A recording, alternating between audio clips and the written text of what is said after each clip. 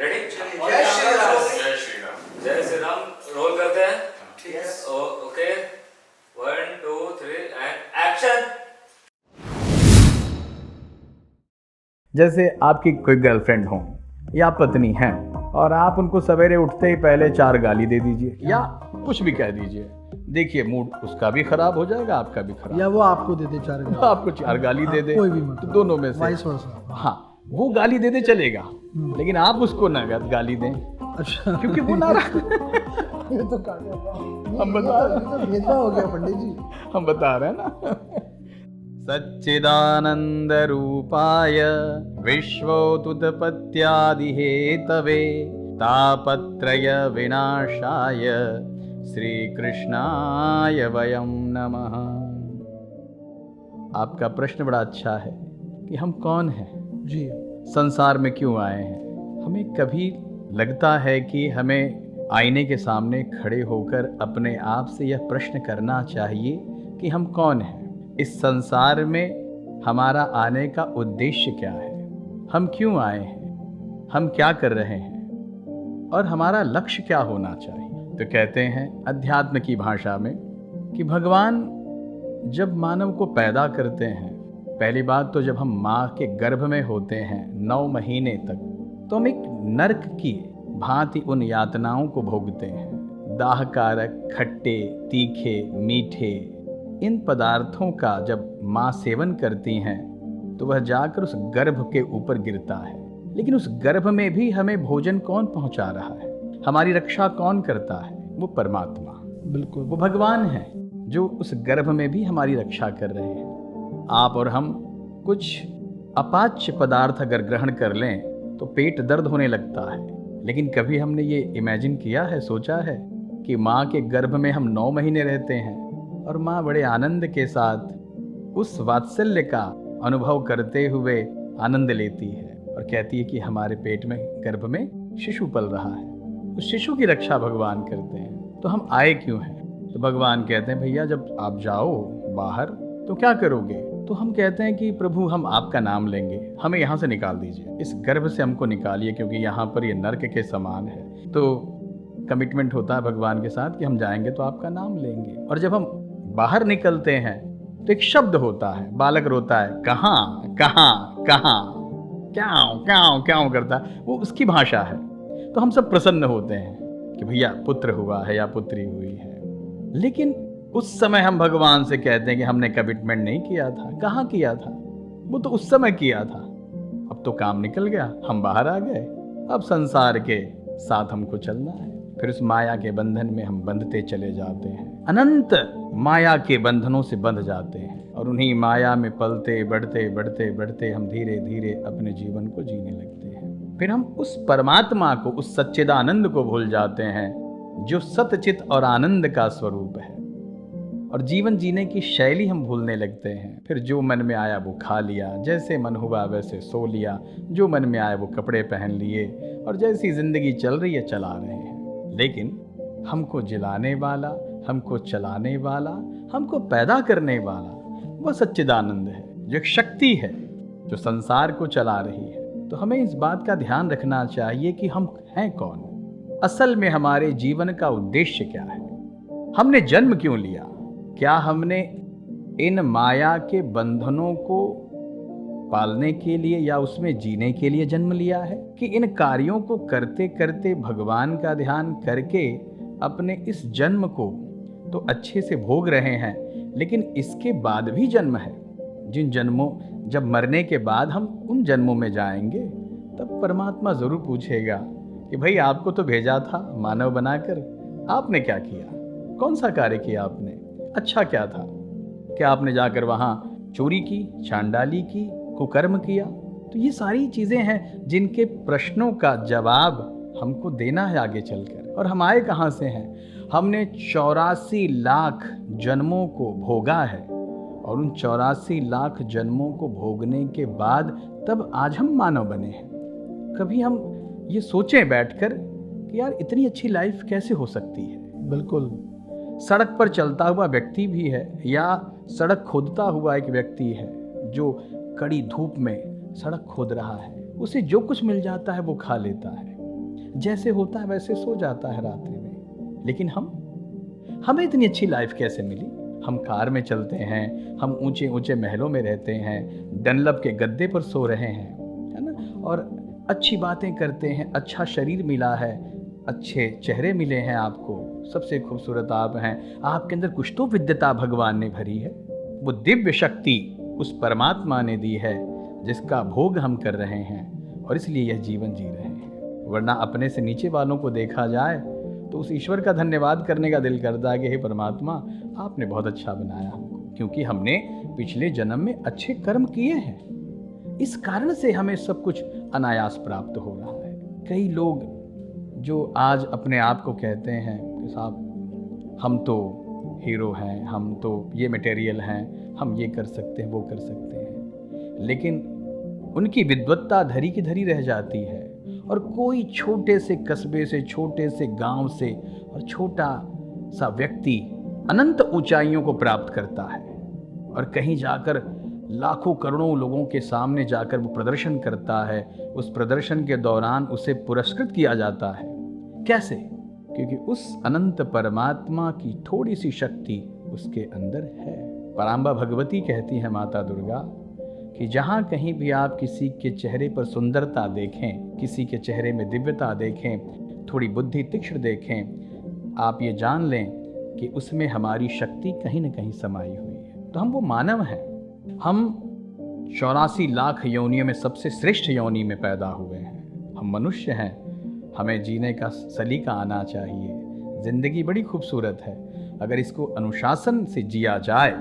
समय पर खाना, समय पर सोना, कब कितना खाना है, कितना सोना है, इस बात का मापदंड होना चाहिए। हम सो रहे हैं 16-16 घंटे, 18-18 घंटे, भैया दिन तो 24 घंटे का है, 12 घंटे तो परमात्मा ने आपको दिया है ना। तो 12 घंटे सोने के बाद यदि आप और सो जाते हैं तो बाकी का काम कब करेंगे? तो ये 12 घंटे सोने के लिए और वो 12 घंटे काम करने के लिए। अर्थ, धर्म, काम, मोक्ष, ये 4 प्रकार के हमारे जीवन में उद्देश्य बताए गए हैं। आपका एक उद्देश्य होना चाहिए अर्थ कमाना, रुपया कमाना चाहिए। रुपया कमाने के बाद धर्म करिए, आप पूजा पाठ करिए, मंदिरों में जाइए, लोगों को दान दक्षिणा दीजिए, भोज भंडारा करवाइए, भागवत गीता सत्संग आदि करिए। अर्थ, धर्म, काम।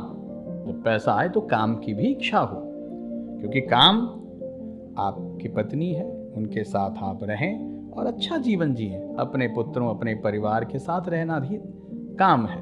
फिर मोक्ष, और जब उससे आपकी तृप्ति हो जाए तब मोक्ष के द्वार की ओर बढ़ें।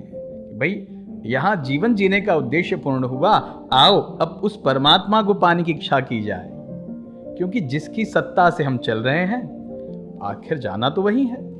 सुबह हम ऑफिस के लिए निकलते हैं, काम के लिए निकलते हैं, शाम को घर ही तो पहुंचना है ना, घर तो जाते हैं। तो इसी प्रकार ये जीवन है कि जैसे जन्म पाए हैं, जहाँ से हम आए हुए हैं, अनंतो गत्वा, मृत्यु के बाद वहीं जाना है, तो वहाँ जवाब देना होगा। तो हम वो मानव हैं।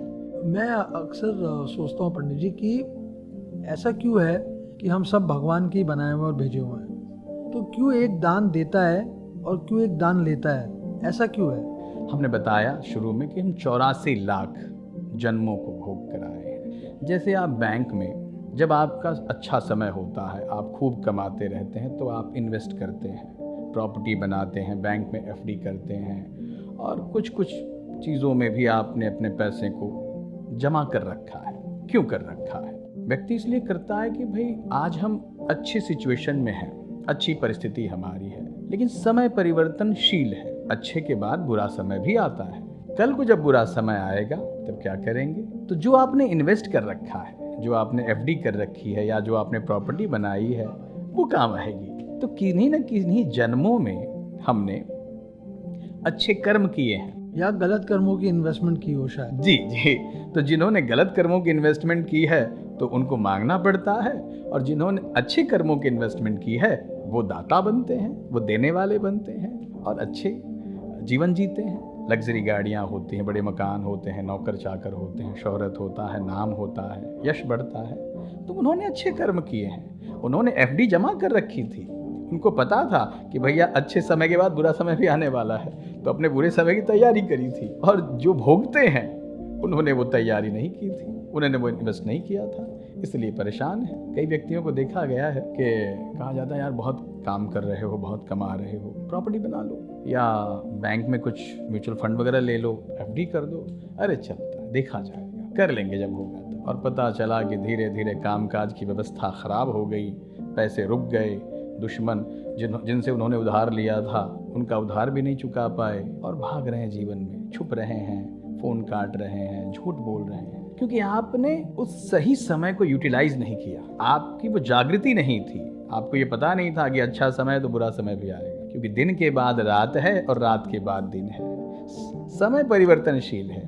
जैसे दिन के 12 बजते हैं वैसे रात के भी 12 बजते हैं, तो हमें हमेशा के लिए तैयार रहना चाहिए, हर परिस्थितियों के लिए। मैं अक्सर एक बात सोचता हूँ पंडित जी कि क्यों कलयुग में हर एक इंसान भक्ति भावना की तरफ ज़्यादा आकर्षित हो रहा है, इतना अट्रैक्ट हो रहा है, इसका क्या रीज़न है?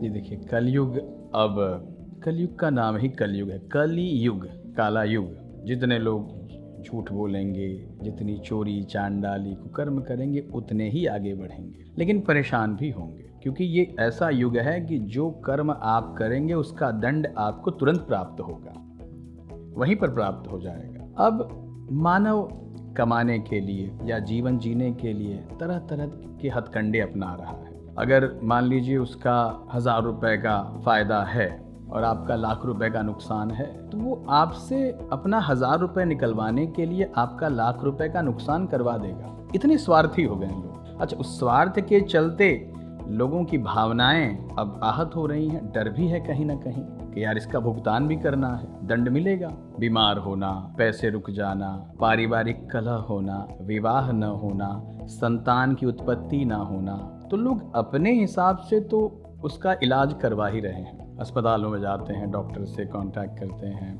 और न जाने कैसे कैसे हथकंडे अपनाते हैं। उसका कर्म उसके सामने दिखाई देता है। अब मान लीजिए जैसे एक सज्जन थे, उन्होंने एक फौजी की ज़मीन खरीद ली, खरीदने के बाद आधा पैसा दिया था, आधा पैसा नहीं दिया था।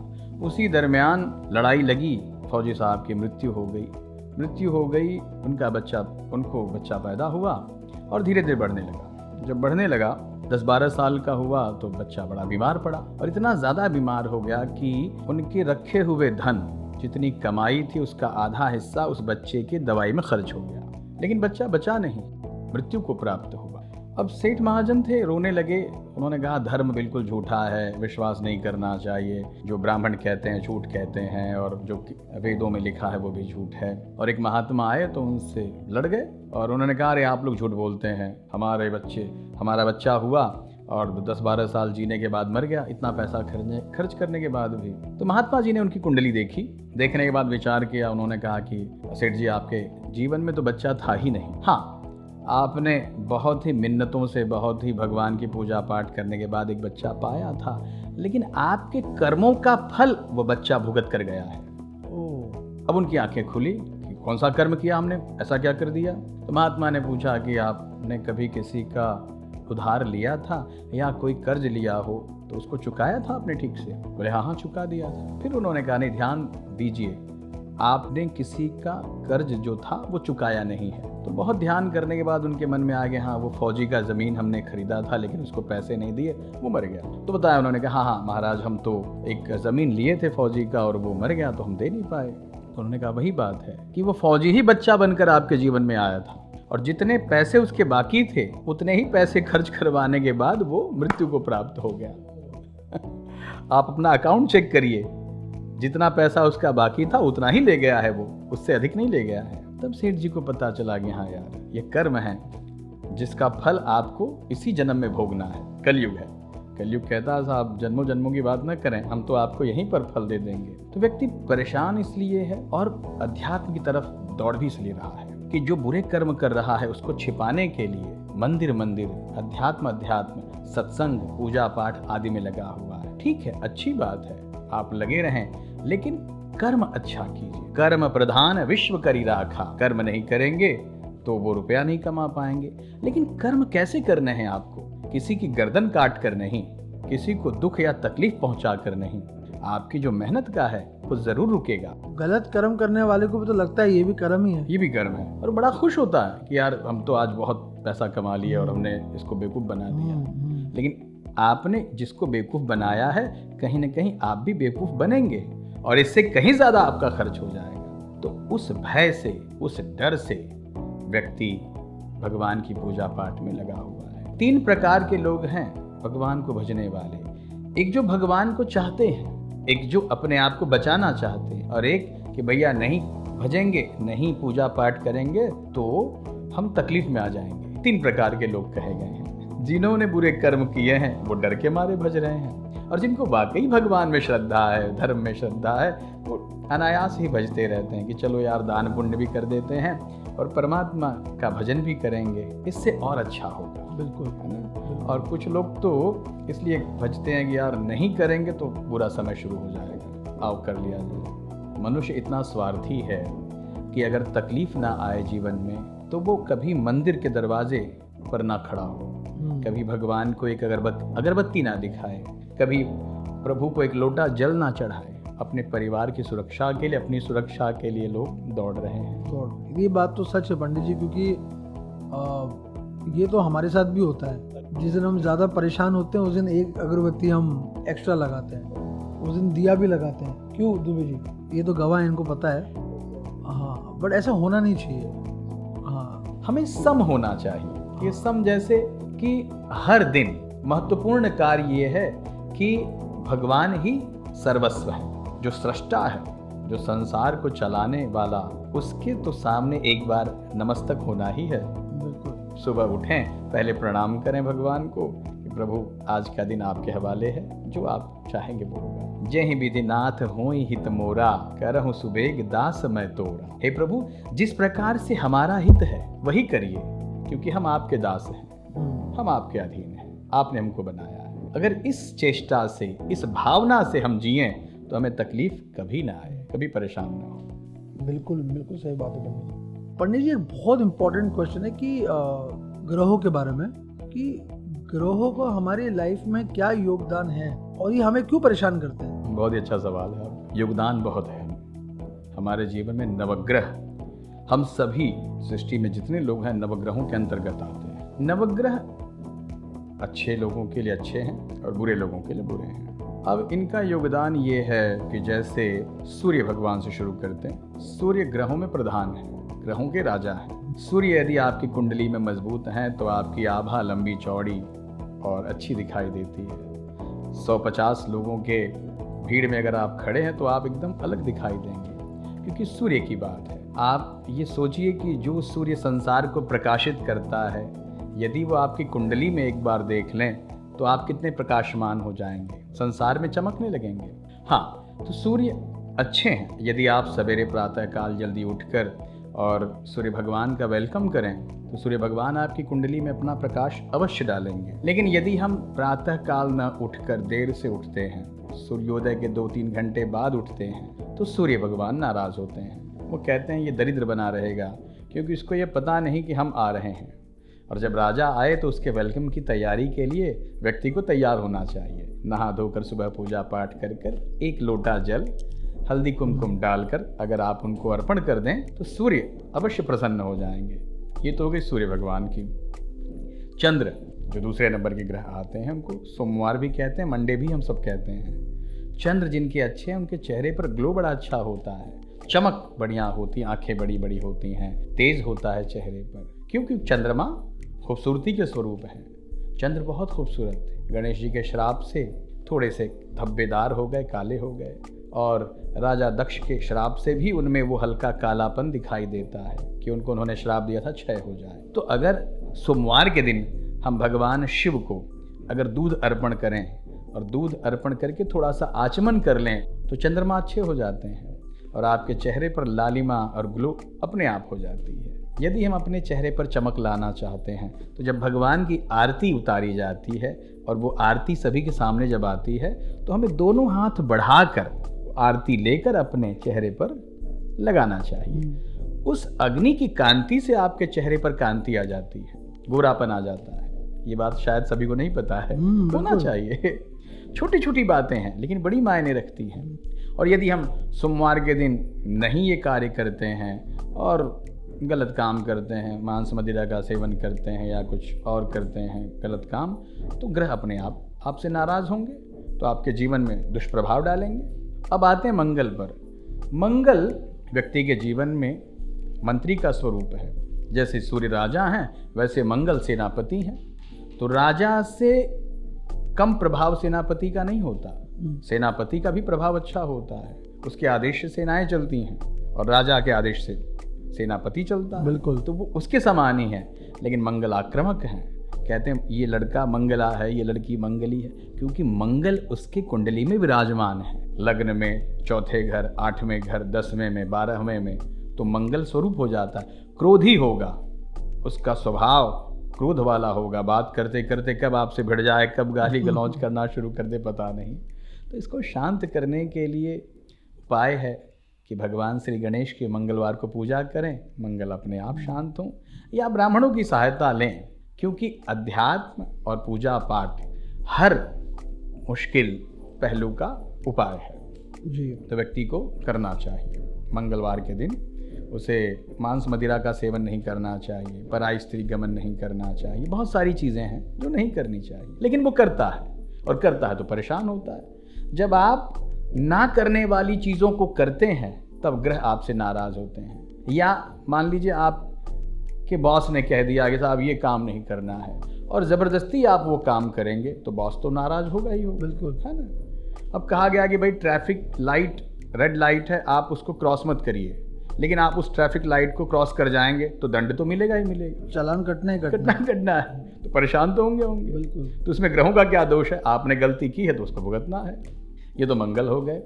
बुध पर आते हैं, वेडनेसडे जिनको कहते हैं। बुध वाणी के ग्रह हैं। जिनके बुध अच्छे हैं उनकी वाणी बहुत सुमधुर होती है, अच्छी होती है, क्लियरिटी होती है, और वाणी ऐसी होती है कि लोग उसको ध्यान से सुनते हैं। वक्ता बड़ा अच्छा होता है। प्रधानमंत्री जी के बुध बहुत अच्छे हैं, उनकी वाणी बड़ी अच्छी है। संसार उनको सुनने के लिए परेशान रहता है, बिल्कुल, है ना। तो ऐसे में अगर हमें अपनी वाणी को ठीक करना है और अपने स्वभाव को ठीक रखना है तो हमें कृष्ण भगवान की पूजा बुधवार के दिन करनी चाहिए, जिससे हमारी वाणी, हमारा स्वभाव सुंदर और सुमधुर होगा। और यदि हम उनकी पूजा नहीं करते तो वाणी जस की तस रहेगी, जैसे आपने पाया था वैसे है। तो सबके उपाय हैं। अब आते हैं बृहस्पति पर, गुरुवार अर्थात थर्सडे। गुरु जिनके अच्छे हैं विश्वास से भरा होता है, कॉन्फिडेंस लेवल भर भर के होगा उसमें। उसके निर्णय लेने की क्षमता जो है बहुत ही मजबूत होगी। जो वो कहता है वो करेगा, और मन के हारे हार है, मन के जीते जीत है। मन अगर कह दिया कि आप जीत रहे हैं तो आप जीत रहे हैं। मन ने यदि कह दिया कि नहीं हार जाएंगे तो आप हार जाएंगे। तो बृहस्पति इस बात के प्रमाण हैं। यदि बृहस्पति अच्छे हैं, बृहस्पति अर्थात आपके घर के जो पंडित जी हैं, पुरोहित हैं, उनकी यदि आप सेवा करें, उनका आशीर्वाद लें, उनको दान दक्षिणा दें, भोजन कराएं, आशीर्वाद लेना चाहिए। बड़े आपके गुरु हैं, माता पिता गुरु हैं। आप दुनिया में जा रहे हैं लेकिन माता पिता को आपने अवॉइड कर दिया है, उनको प्रणाम नहीं कर रहे हैं, उनको गाली गलौज से बात कर रहे हैं, तो गुरु तो अपने आप आपके नीचे हो जाएंगे, नीच के हो जाएंगे। और यदि आप अपने माता पिता का सम्मान करते हैं, गुरु का सम्मान करते हैं, अपने सुपीरियर का सम्मान करते हैं, तो गुरु तो अपने आप बढ़ जाएंगे, आपके अच्छे हो जाएंगे, आपका विश्वास बढ़ा रहेगा।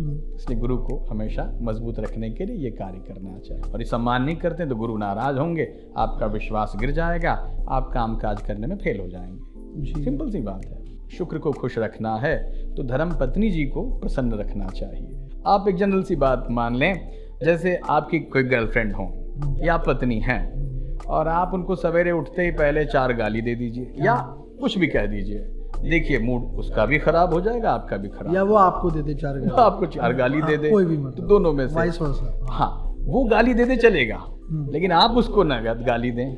अच्छा, क्योंकि वो नाराज ये तो हम बता रहे हैं, भेदभाव हो गया पंडित जी। हम बता रहे हैं ना।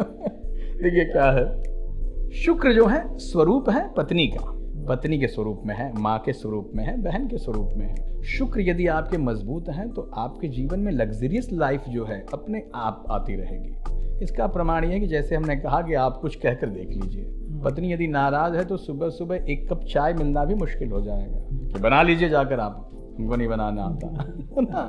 तो दिन भर तो व्यक्ति क्या होता है, मानव स्वभाव ऐसा है कि पत्नी यदि पति से दूर जाती है तो वो दिन रात पति के बारे में सोचती है, और पति यदि पत्नी से दूर है तो वो पत्नी के बारे में ही सोचता है। ये माया है। तो शुक्र हमारे पत्नी के स्वरूप में विराजमान है, माँ के रूप में है, बहन के रूप में है। तो ये तीनों खुश रहें तो आपके जीवन में लग्जरियस लाइफ की कमी नहीं होगी और आप भी खुश रहेंगे। सोचिए, किसी को नाराज करके कितना दुख पहुंचता है। आप किसी को मार दें या किसी को कुछ कह दें तो हमारा मन भी अंदर से व्यथित होता है कि यार हमने अनायास ही डांट। हाँ, कोई अगर सही रीज़न है तो वो भी नाराज नहीं होगा। शुक्र जो है आपका, पत्नी जो है नाराज नहीं होगी क्योंकि सही समय पर डांटा है आपने।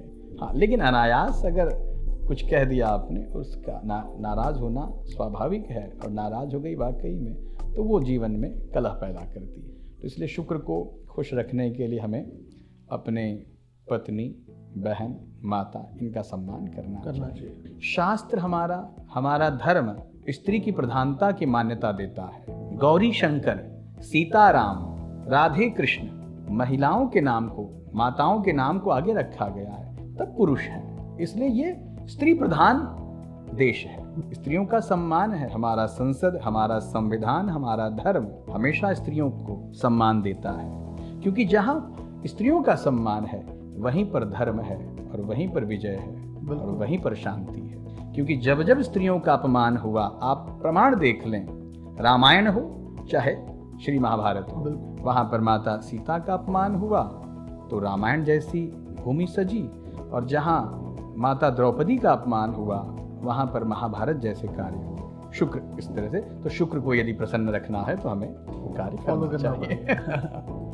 अब आते हैं शनि पर। शनि जो है 7वें नंबर के ग्रह हैं। शनि ग्रहों में जज हैं, वो न्याय करते हैं लोगों के साथ। मान लीजिए हम जीवन में बहुत से ऐसे कार्य हैं जो नहीं करना चाहिए, जिनको शास्त्रों में वर्जित बताया गया है। मदिरापान करना वर्जित है, पराई स्त्री गमन करना वर्जित है, मांस खाना वर्जित है, लेकिन हम करते हैं। बेधड़क होके, बेखौफ होके कार्य करते हैं। हमें कोई रोकने वाला भी नहीं है। अगर कोई रोकना चाहा तो उससे लड़ाई झगड़ा कर लेते हैं, या कटाक्ष करके तू मैं करके अलग हो जाते हैं। लेकिन आप शनि से कहाँ भागेंगे? तब शनि कहते हैं भाई हमसे निपटो, आप तो जाने। तब वो आपके जीवन में जब चलते हैं तो शारीरिक, आर्थिक, मानसिक तीनों प्रकार से कष्ट देना शुरू करते हैं। शरीर में रोग ऐसा उत्पन्न हो जाएगा कि आप समझ ही नहीं पाएंगे कि हुआ क्या है। डॉक्टरों के पास जाइए, रिपोर्ट निकलवाइए, रिपोर्ट नॉर्मल होगी, लेकिन आपके शरीर में व्याधि बनी हुई है। कमर में दर्द है, स्पाइनल कॉर्ड हुआ है, घुटने में दर्द हो रहा है, सर में कंटिन्यू दर्द बना हुआ है। कोई समझ नहीं पाता क्यों हो रहा है, क्योंकि शनि लगे हुए हैं। डॉक्टर की सहायता लेंगे तो पैसे खर्च होंगे, और पैसे खर्च होंगे तो आर्थिक स्थिति खराब हो जाएगी। तो शारीरिक, आर्थिक, मानसिक तीनों प्रकार से दंड देते हैं। इसलिए जब शनि चलें तो बुरे कामों को तुरंत छोड़ देना चाहिए। भैया शनि महाराज चल रहे हैं, कहीं परेशान न कर दें, कहीं दंड ना देना शुरू करें। मृत्यु नहीं देते हैं शनि, लेकिन वो ऐसे मोड़ पर लाकर आपको खड़ा कर देंगे कि बस ये होता है कि जीवन खत्म हो जाए तो अच्छा है। लेकिन शनि कहते हैं नहीं, मरने भी नहीं दूंगा, जीवन जीने भी नहीं दूंगा जब तक कि सुधरोगे नहीं। और जब व्यक्ति सुधर कर अनंतो गत्वा ईश्वर की शरण में जाता है, या बड़ों का सम्मान करता है, धर्म का सम्मान करता है, तब शनि महाराज शांत होते हैं। तो कलयुग में तो शनि महाराज बहुत बिजी रहते हैं। बहुत बिजी रहते हैं। आज हम बात कर ही रहते हैं कि कलयुग की। जी, अब आज की तारीख में आप देखिए सब परेशान हैं।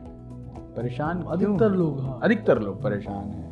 किसी की शादी नहीं होती, किसी के बच्चे नहीं हो रहे हैं, किसी का पारिवारिक कलह बना हुआ है, किसी की शादी हुई है, 2 बच्चों के बाप हैं, माँ हैं, तो भी अलगाव है, या विवाह करने के 6 महीने बाद से ही डिवोर्स हो चुका है, तलाक की स्थिति में बने हुए हैं कि भैया नहीं रहना है, हम साथ नहीं रहेंगे। एक ही छत के नीचे होते हुए भी आपस में बातचीत नहीं है, परिवार में बातचीत नहीं है। क्यों? क्योंकि आपने वो कर्म किया है, और जो कर्म किया उसका दंड तो भुगतना होगा। तो शनि महाराज जब दंड देते हैं तो लोग परेशान होते हैं कि पंडित जी बहुत तकलीफ है हमारे यहाँ, तो बहुत दिक्कत है, क्योंकि कर्म आपने वो किया है। हाँ, तो पंडित जी महाराज जो हैं अपने अध्यात्म के उपाय से ईश्वर की शरण देकर और उनको अपने ज्ञान के माध्यम से ठीक करने की कोशिश करते हैं। तो सबका उपाय है पूजा पाठ, भगवान की शरणागति। तो ये शनि के हाल रहे। अब आते हैं राहु पर। राहु बहुत अच्छे भी हैं और बहुत बुरे भी हैं। राहु यदि प्रसन्न हो जाएं, राक्षस राहु थे जो अमृत पीने के बाद ग्रहों में स्थान जिनको मिला, भगवान का न्याय देखिए आप कि राक्षस थे, इनको चाहते तो ग्रहों में स्थान ना देते, लेकिन इन्होंने कहा चलो अच्छे कर्म किया है, इसको भी ग्रहों में स्थान दे दो। तो 8वें नंबर के ग्रह राहु हैं। अच्छा, तो राहु 8वें नंबर के ग्रह होने के साथ साथ अच्छा भी काम करते हैं, बुरा भी करते हैं। वो कब आपको बैकफुट पर ले जाएंगे पता नहीं, कब आपको हवाई जहाज की यात्रा करवाना शुरू करेंगे पता नहीं। तो राहु जब प्रसन्न होते हैं तो आप कोर्ट कचहरी में विजय प्राप्त करते हैं, आप केस जीत जाएंगे, आप जेल से बाहर आ जाएंगे। आपके अगर शरीर पर ऑपरेशन होना है, चीर फाड़ का कार्य होना है, तो वो भी टल जाएगा। प्रसन्नता की बात है। और यदि नाराज हों, जीता हुआ मुकदमा हरवा देंगे। अच्छा, हाँ, और आपके पुराने शत्रु खड़े हो जाएंगे आपको चैलेंज करने के लिए। आपका अच्छा खासा रखा हुआ धन एक पल में समाप्त हो जाएगा। तो इनको खुश कैसे करें पंडित जी? तो राहु को प्रसन्न करने के लिए शिव जी की पूजा करने से राहु प्रसन्न होते हैं, क्योंकि अनंत गत्वा देवादिदेव महादेव सबके स्वामी हैं। इनकी भ्रिकुटी हिलाने मात्र से राहु घबरा जाते हैं। तो शिव जी की पूजा करने से, महामृत्युंजय जप कराने से ये कार्य सिद्ध होता है, राहु प्रसन्न होते हैं। अब आते हैं 9वें नंबर के ग्रह पर केतु। केतु अच्छे ग्रह हैं।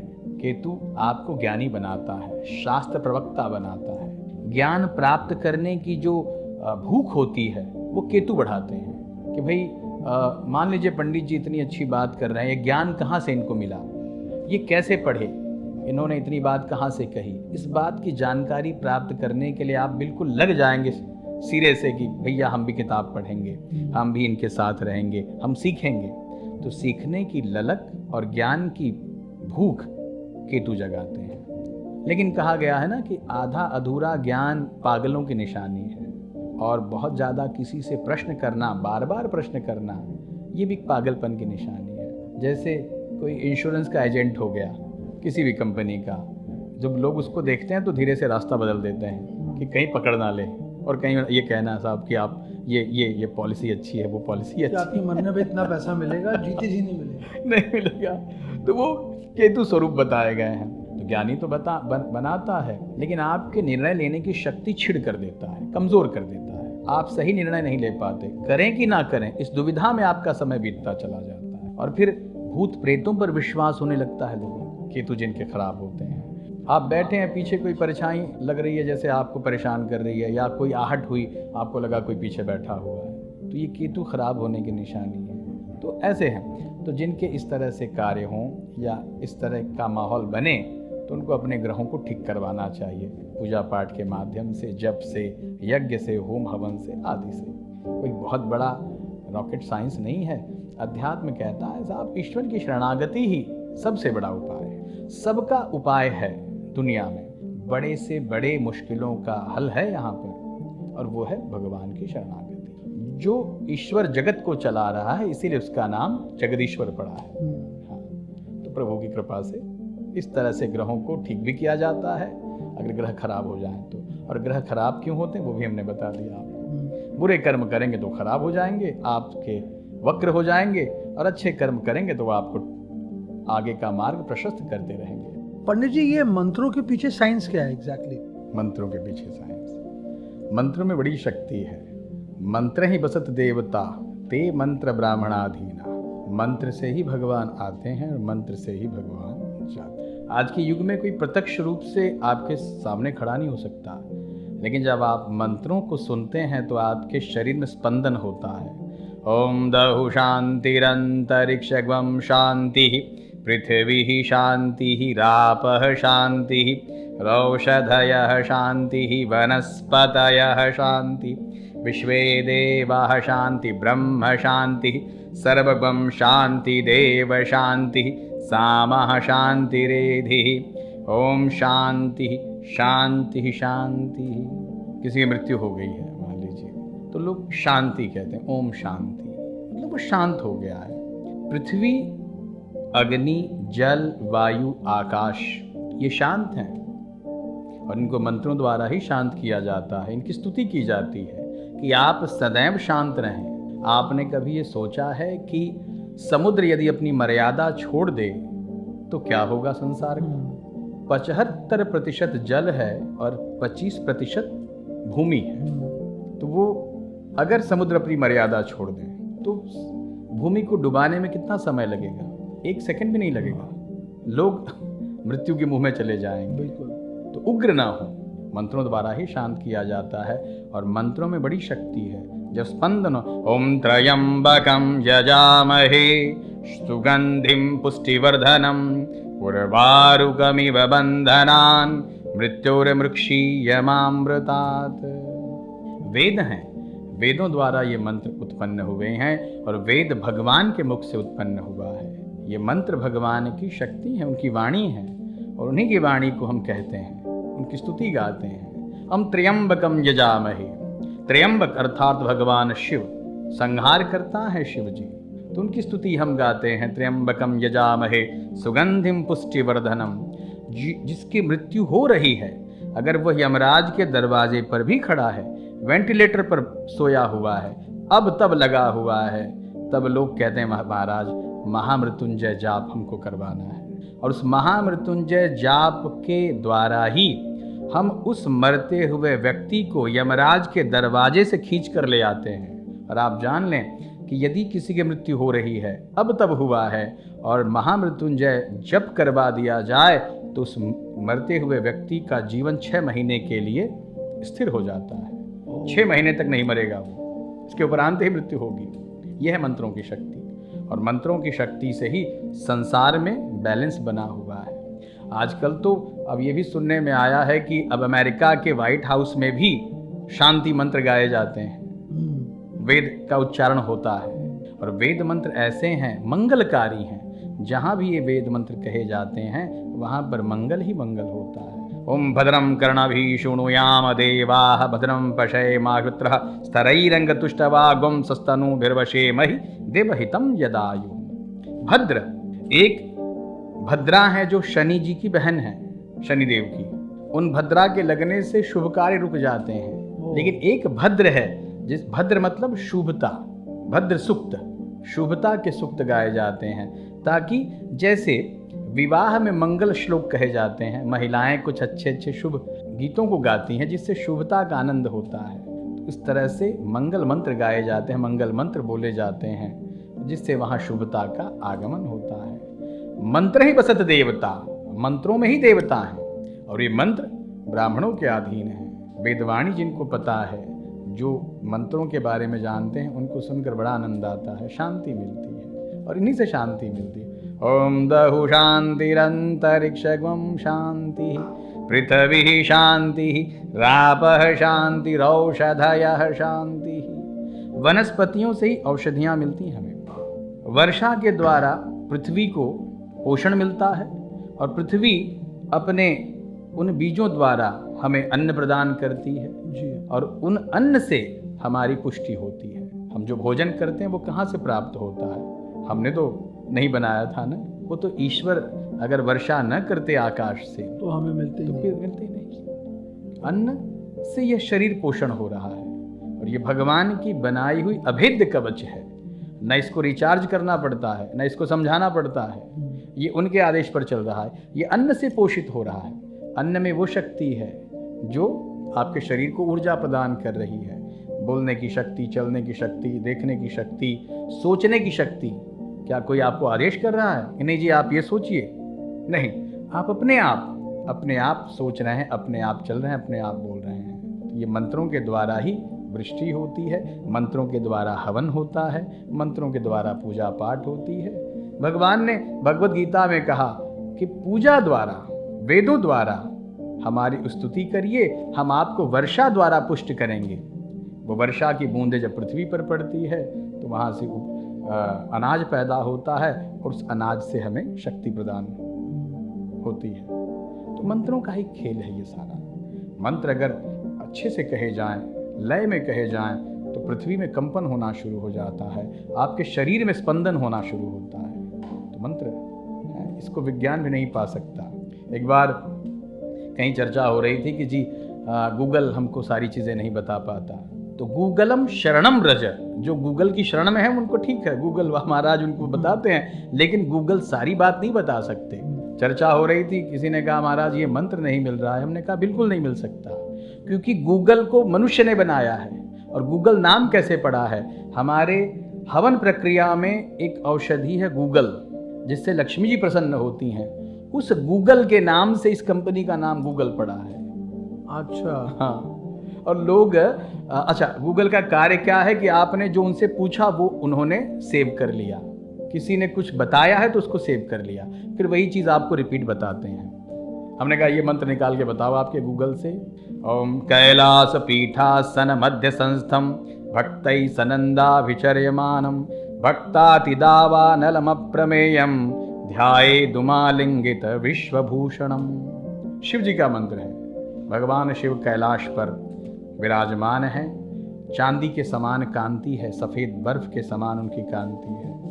माता पार्वती साथ में बैठी हैं और बहुत सारे अर्थ हैं, गूगल खोज ही नहीं पाए कभी, आज तक नहीं। तो कुछ कुछ चीज़ें हैं जो गूगल के दिमाग से बाहर हैं, परे हैं, मतलब परे पॉसिबल ही नहीं है। तो गूगल सभी चीज़ों को नहीं बता सकते, क्योंकि मनुष्य मंत्र और अध्यात्म ये विज्ञान से कहीं आगे है। जहाँ विज्ञान हार मानता है वहीं से अध्यात्म की शुरुआत होती है। आजकल वैज्ञानिक भी अब ये मानते हैं, जो वैज्ञानिक नहीं बता सकता कि जी चंद्र ग्रहण या सूर्य ग्रहण कब लगने वाला है, वो हमारे पंचांग में, हमारे सनातन में 3-4 साल पहले लिख दिया जाता है कि फलाने मार्च को इतने बजकर इतने मिनट पर सूर्य ग्रहण लगने वाला है, और ये सूर्य ग्रहण भारत में दिखाई देगा कि अमेरिका में दिखाई देगा, ये लिख देते हैं पंचांगकार। तो अध्यात्म कहीं आगे है इससे। अध्यात्म की कोई सीमा नहीं है। हम जितना इसकी खोज करते जाएं उतना ही समुद्र की गहराइयों में डूबते चले जाएंगे। अनंत है, हरि अनंत, हरि कथा अनंता। जिस प्रकार भगवान के नाम अनंत हैं, उसी प्रकार अध्यात्म अनंत है। जो भगवान के बारे में जानने की कोशिश करता है वो डूबता चला जाता है, डूबता चला जाता है। इसलिए मंत्र की शक्ति बहुत है। एक जगह होम हवन हो रहा था और महाशय आहुति डाल दी जा रहे थे, हम स्वाहा स्वाहा कर रहे थे। अचानक एक मंत्र आता है दुर्गा कवच में, भूत प्रेत यक्ष राक्षस पिशाच बैताल आदि आदि करके स्वाहा। उन्होंने जैसे ही स्वाहा की आहुति डाली, हवन कुंड कूद कर दूर जाकर गिर पड़ा। अच्छा, ये प्रत्यक्ष प्रमाण है। वो खड़े हो गए, फिर उन्होंने कहा पंडित जी ये क्या है? हमने कहा भाई जिनका आवाहन आपने किया वो कूद पड़े आकर वहां पर। अच्छा, 4-5 लोग देख रहे थे, अरे ऐसे कैसे हो गया? तो ये मंत्रों की ताकत है। कूद के मतलब किधर गया वो? थोड़ी दूर पर जाकर गिर पड़ा, अग्नि निकल पड़ी उसमें से। अच्छा, जैसे हम यहाँ हवन करा रहे हैं, वो उतनी दूर जाकर गिर पड़ा हवन कुंड। और एक विषय बताते हैं, मंत्रों में इतनी शक्ति है कि दुर्गा कवच में आता है मम रक्षतु भार्या, कि हे माता हमारे पत्नी की भी रक्षा करें।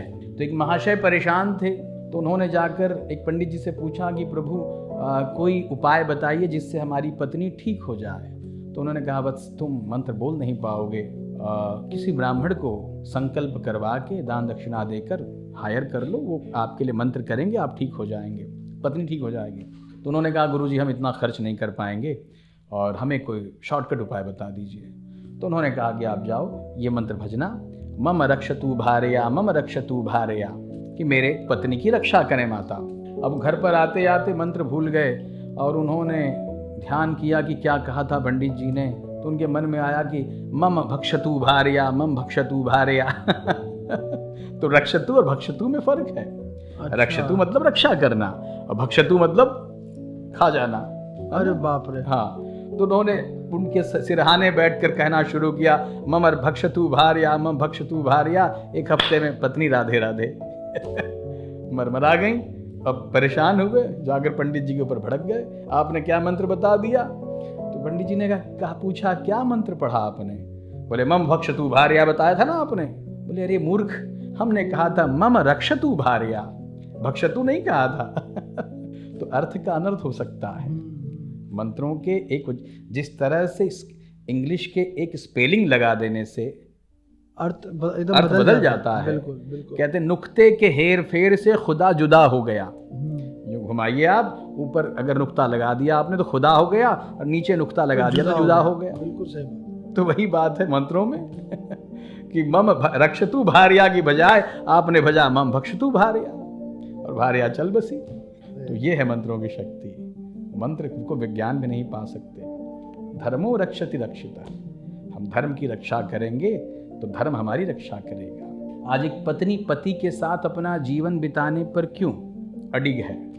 क्योंकि धर्म के साथ जोड़ा गया है।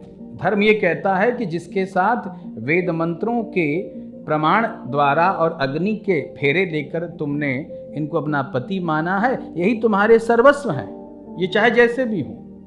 धर्म से बांधा गया, उनको नियमों से बांधा गया है, वरना कोई किसी के साथ क्यों रहे? अगर जीवन नारकीय है, न नरक जैसा हो जाता है, तो एक पत्नी पति को छोड़ के जा सकती है। लेकिन धर्म ने ये इजाज़त नहीं दी है। उसने कहा कि एक बार प्रवेश है, निषेध नहीं है। जब 7 वचनों को आपने लिया, अग्नि के समक्ष फेरे लिए, ब्राह्मणों के सानिध्य में वो मंत्र पढ़े गए, तो वो अटल है, वो विश्वास रूप है। यही धर्म है जो एक पत्नी को पति से बांधता है, एक माँ को बेटे से बांधता है, एक परिवार को एक पुत्र से बांधता है।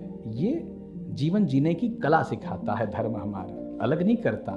धर्म कभी लोगों में भेदभाव नहीं करता। धर्म समानता देता है। धर्म लोगों को जीवन जीने की कला बताता है। तो ये मंत्र की शक्ति है। पंडित जी, मैं ये पूछना चाह रहा था कि एक अच्छा इंसान जी, एक ऐसा इंसान जो धर्म में बहुत विश्वास रखता है, जी जी जी, तो दोनों में क्या अंतर है कि नहीं है? दोनों में अंतर देखिए, जो धर्म को मानता है, धर्म कहता है साहब कि आपको जीवन ऐसे जीना चाहिए, अनुशासन के साथ जीना चाहिए। एक अच्छा इंसान तब बन सकता है जब वो अपने अध्यात्म को फॉलो करे। धर्म वो है जो आपको जीवन जीने की शैली बताए। धर्म कहता है कि ये माता पिता हैं, इनसे कभी तू तड़ाम से बात नहीं करना, इनकी कभी अवहेलना न करना। धर्म ये सिखाता है। तो एक पुत्र जब अपने माता पिता के रिस्पेक्ट करेगा, पैर छूकर आशीर्वाद लेगा, तो माता पिता तो खुश होंगे ना। तो ये जीवन जीने की शैली है। फिर धर्म ये भी कहता है कि साहब ये पति हैं और ये पत्नी है, इस पर कभी शक नहीं करना, विश्वास रखना एक दूसरे पर। एक दूसरे पर जब विश्वास रखेंगे तो ही जीवन जी सकते हैं, वरना अगर एक दूसरे के प्रति विश्वास नहीं है और शक की दृष्टि से आप देखते हैं, तो वो तो ना पत्नी रह गया ना पति रहा। एक दूसरे को दुश्मन समझेंगे कि हमारे पीछे कोई और इसके जीवन में होगा। पत्नी ये समझेगी और पति भी ये समझेगा कि बाहर जाती है, हमसे झूठ बोलकर कोई होगा इसके जीवन में। तो वो तो वहाँ पर मर्यादाएं टूट जाती हैं ना। तो धर्म कहता मर्यादा है, विश्वास रखो और आंख बंद करके विश्वास करो। ये आदेश करता है कि न आप पत्नी को चीट करेंगे, न पत्नी आपको चीट करेगी। धर्म सिखाता है, तभी तो आप अच्छे इंसान बन सकते हैं ना। धर्म को जब फॉलो करेंगे, जब अध्यात्म को फॉलो करेंगे, तो ही आप अच्छे इंसान बन सकते हैं। धर्म यही कहता है कि अपने परिवार के प्रति आपकी जिम्मेदारी है, अपने माँ के प्रति आपकी जिम्मेदारी है, पत्नी के प्रति जिम्मेदारी है। भगवान राम को मर्यादा पुरुषोत्तम क्यों कहा जाता है? क्योंकि उन्होंने मर्यादाओं के दायरे में रहते हुए जीवन जिया है। पत्नी से कैसा व्यवहार होना चाहिए, पिता से कैसे बात करनी चाहिए, मित्र से क्या आपका व्यवहार हो, राजा जब समाज में बैठे तो प्रजा के साथ उसका व्यवहार कैसा हो, बातचीत की शैली क्या हो, यही तो सिखाता है धर्म। माँ के पास गए तो सारे गम भुलाकर माँ के पास बैठ गए कि भाई मैया खाना खिला दे बस। और माँ ही ऐसी है जो आपको नहीं पूछती कि बेटा कितना खाए हो या आपने खाया कि नहीं खाया, तू खा ले। वो रोटी बनाकर अपने हाथों से, और जब तक आपको खिला नहीं लेती तब तक उसका मन नहीं भरता। और एक पत्नी तो कहेगी खाकर आए हो ना, चलो ठीक है बिस्तर लगा सो जाओ। तो ये मर्यादाएं हैं। समाज में आप हैं, मित्र के साथ बैठे हैं, उसके साथ व्यवहार कैसा होना चाहिए, ये तो धर्म ही सिखा रहा है। ये तो रामचरितमानस जब लोग पढ़ें तो उनको पता चले कि एक धर्म से बंधा हुआ व्यक्ति ही एक सर्वश्रेष्ठ मनुष्य कहला सकता है और समाज में अच्छे कर्मों की नींव डाल सकता है। तो धर्म से जुड़ा व्यक्ति ही एक अच्छा मानव बन सकता है। हमारा धर्म ही अकेला ऐसा धर्म है जो नहीं कहता कि आप अराजकता फैलाइए, आप किसी को मारिए, आप किसी को काटिए या किसी को देखते ही गोली मार दीजिए, ऐसा नहीं कहता। वो कहता मानवता है। जो खून आपके शरीर में दौड़ रहा है वही खून दूसरे के भी शरीर में दौड़ रहा है। जो दिमाग आपने पाया है वही दिमाग उसने भी पाया है। जो भोजन आप करते हैं, जो अन्न आप खा रहे हैं वही अन्न वो भी खाता है। तो किसी को मारने की इजाज़त नहीं देता, किसी से दुश्मनी करने की इजाज़त नहीं देता। वो मानवता का भाव, समता का भाव बताता है। सब समान हैं, सबके साथ व्यवहार उचित हो, अच्छे से हो और सबको अपना मानकर चलो। एक भाई, एक पति, एक चाचा, पिता कैसे होने चाहिए? अच्छे होने चाहिए। तो सबके साथ व्यवहार उचित होना चाहिए। यही है मानव धर्म। पंडित जी, मुझे लगता है आज की बातचीत में मैंने तो बहुत कुछ सीखा, आई एम श्योर ऑडियंस ने भी सीखा ही होगा। बस मैं चाहता हूँ कि इसको एंड करते करते आप क्या मैसेज देना चाहोगे? हम यही मैसेज देना चाहेंगे कि सबको अपने जीवन में अनुशासन ले आना चाहिए, और आज के समाज में अनुशासन बहुत ज़रूरी है। जीवन जीने की कला सीखना बहुत ज़रूरी है। जीवन बड़ा ही आनंदमय है और बहुत ही सुंदर है। कई जन्मों की तपस्या के बाद तब तो आज हम मानव बने हैं, और इसको ऐसे ही व्यर्थ न गंवाएं, ऐसे ही दिमाग में कचरा न भरें, शरीर में कचरा न भरें। अच्छे पदार्थों का सेवन करें, ज्ञान का सेवन करें, अध्यात्म का सेवन करें और अपने बड़ों का सम्मान करें। यही हम मैसेज देना चाहते हैं। अब जल्दी से बोल दीजिए कि रोज़ ट्रेल ब्लेजर को लाइक करो, शेयर करो, सब्सक्राइब करो। आप सबसे यही विनंती है कि रोज़ ट्रेल ब्लेजर को हाँ, खूब सब्सक्राइब करें, खूब देखें और इसका मान बढ़ाएं। यही आपसे आग्रह है। धन्यवाद। हरिओम, जय श्री राम, ओम नमः शिवाय, नमः पार्वती पतये, हर हर महादेव।